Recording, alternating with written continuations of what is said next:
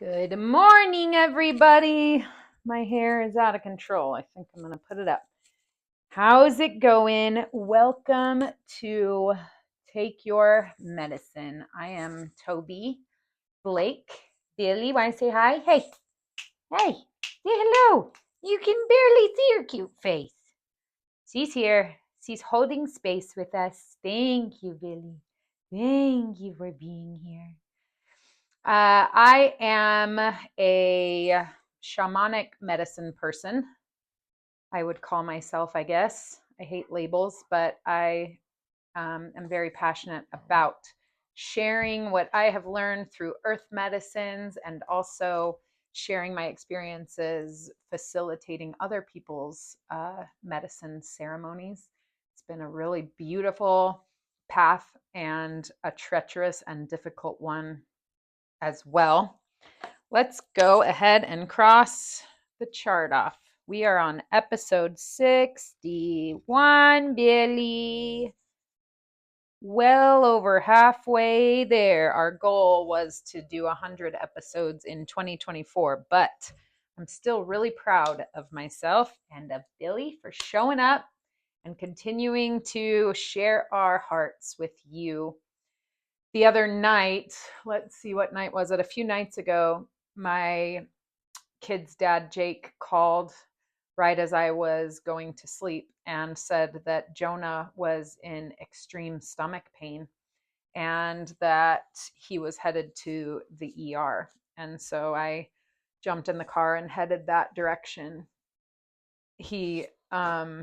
When I got there, they were sitting in the ER waiting room, and Jonah was in excruciating abdominal pain and vomiting. And man, it was just really tough to watch my little baby that way. He's 15 years old. He'll be 16 in April. And when they called him back and finally got him, in front of a doctor, the doctor took one look at Jonah and immediately started treating him really rudely and really short, like being very short and abrupt with him.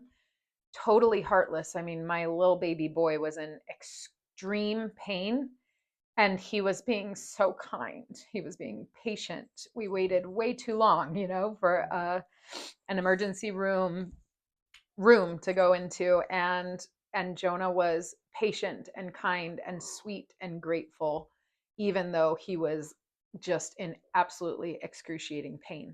And he has a very high pain tolerance. So I was just really feeling for him and trying to breathe with him and do Reiki and just love him and be present with him. This doctor, Jonah has 2 tattoos and he's wearing a necklace that has like a gun. The necklace has a gun on it. And the reason he has 2 tattoos and wears a necklace that has a gun on it is because he's honoring his brother Thomas. We all have a necklace with a gun on it because that is what Thomas wore. And so we all have that, and it is very special to us. And Jonah never takes his off. And the tattoos, one of them says LLT for Long Live Tom. And the other one is a matching tattoo with Thomas. Thomas drew this himself, and this was Thomas's tattoo, and we all now have a matching tattoo with Thomas. So the things that are on his body that make him look like a rebellious teenager are parts of him that are so precious and meaningful and sentimental. And the judgment I felt from this doctor was enraging. But I just stayed calm, and Jake stayed calm, and Jonah stayed grateful and kind. And she, was treating him like he was like a juvenile delinquent. So it was interesting, though, that when his urinalysis and blood work came back and there was no alcohol and no marijuana, no drugs of any kind in his system, she changed her tone and she softened. This makes me emotional. I almost apologized, but no, I will not apologize for being emotional. I have spent my whole life apologizing for being emotional. So the firefly. Let's look that up eventually. So her tone changed when she saw that he was clean from drugs and alcohol, and she got a little more friendly with him. And at one point, before she softened, he asked if they were going to give him for anything for pain.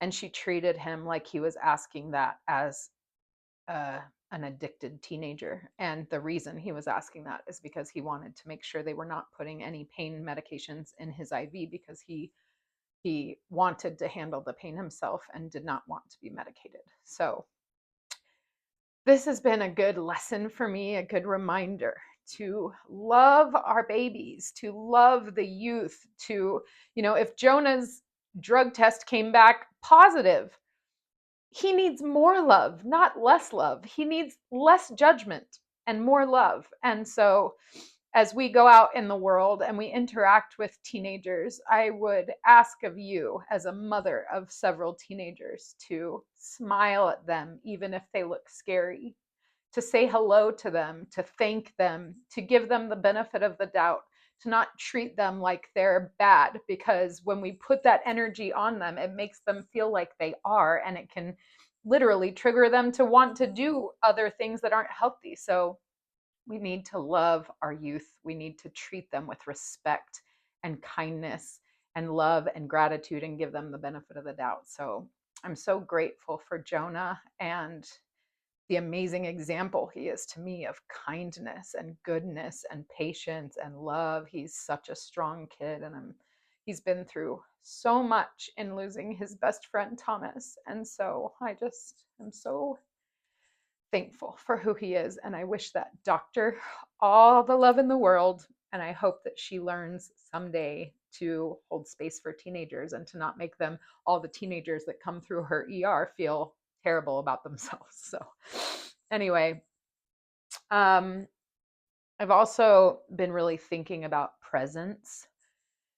And I know this is such a basic concept that I probably have talked about a lot, but it all comes in layers of understanding and layers of awareness. And I feel like I have this new layer of radical presence in my life. And as this morning I was pondering on, I was telling AJ, it's wild to be raw dogging life. That's what I told him. Because I don't know very many people in the world that are not on some kind of medication, especially who have been through an extreme amount of childhood and trauma in their adult life as well. And it's been a journey for me to get to that place. And sometimes it just feels like I'm so vulnerable and stripped and like alone in the world with nothing to help me numb the pain and the suffering, and just walking through all of the feelings that arise in me. Excuse me.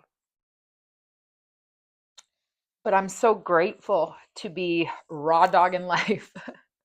I'm so grateful to have all of my power back.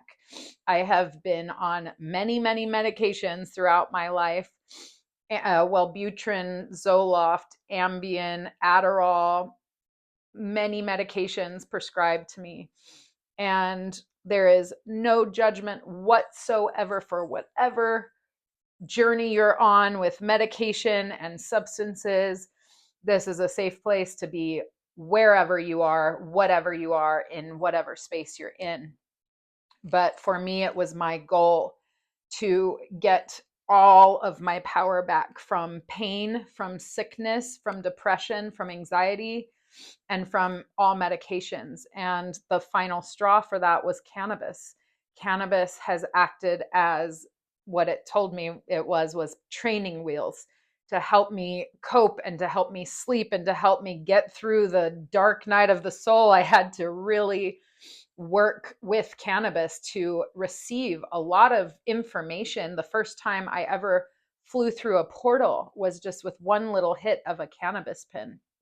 And suddenly I was flying through galaxies and ended up in a state of complete nirvana with countless angel beings singing, literal choirs singing, and it was glorious. It was a reunion beyond all belief. That is the beautiful power of cannabis when we don't have a dependence on it. It is a powerful, potent plant teacher, just like the others. But if we don't have a relationship with it that is one of complete solidarity and respect, then it can be very difficult to find that balance and to find your power. And so for me, that was a journey to slowly wean myself off of using cannabis as training wheels. And, now I am dreaming vividly. And I'm so grateful for that, because last night in my dreams, I was teaching a large group of people about the divine feminine and the importance of the divine feminine returning to the earth. And so a lot of times when I'm dreaming, I am channeling, I'm seeing things about people who I love. Recently, I had a dream where one of Thomas's best friends was extremely sad, and I was so grateful. I reached out, and he was indeed struggling, and I was able to be there. So I'm grateful to have my dreams back, which is something I did not have when I was using cannabis to sleep. So the most important part of working to get my power back was learning to get rid of the shame, to accept and love myself exactly where I was, to not think, oh, I'll finally love myself when I'm off these medications or when I'm off the cannabis, but to work to be okay here where I am, and to recognize that it's not all supposed to happen in one day, that there are many valuable lessons to be learned along the path of gaining independence and gaining our own strength and health back. So shame is the literal devil, and we, as soon as we recognize ourselves shaming ourselves, we need to turn it around and use mantra, use our visualizations to turn around the shame into empowerment. If we're thinking, oh, I'm such a loser, why do I have to take this hit of cannabis or whatever? Instead, turn it around and say, thank you, cannabis. Thank you for helping me. Thank you for allowing me to see what I need to see. And then continue to work to do better the next time. Maybe go a little bit longer until that next hit. But shame is not helpful. So get rid of it and love yourself all the way through the process. Be your own best friend through the process. Radical presence is so helpful when you're trying to quit something, because if you are truly right here in this moment, taking in every aspect of this moment, then you're not thinking about your next fix or your next hit.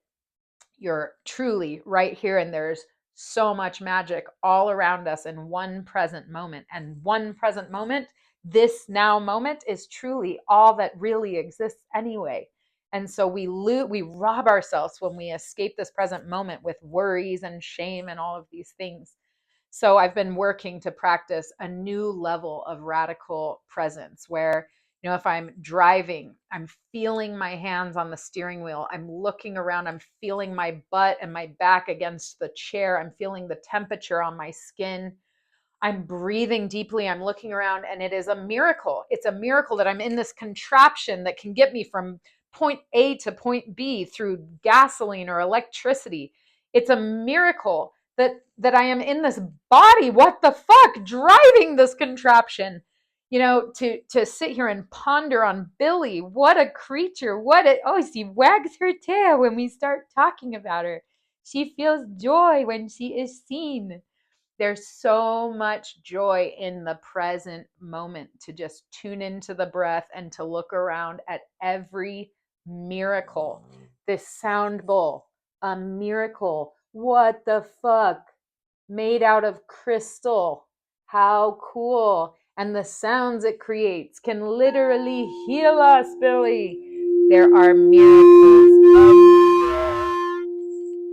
And when we tune into them, it's so much easier to have all of our power back, because our mind takes our power away when we leave the present moment and start worrying about someone else or something else or anything like that. So when we notice that we are worrying or stressing or shaming, That is our opportunity, our invitation to slow down, to come back to the present moment, to take a deep breath, to say, I am here in my body, to look around, to find gratitude, and to get back to the present moment. So I am going to practice that today. I'm headed to the space and then to the gym.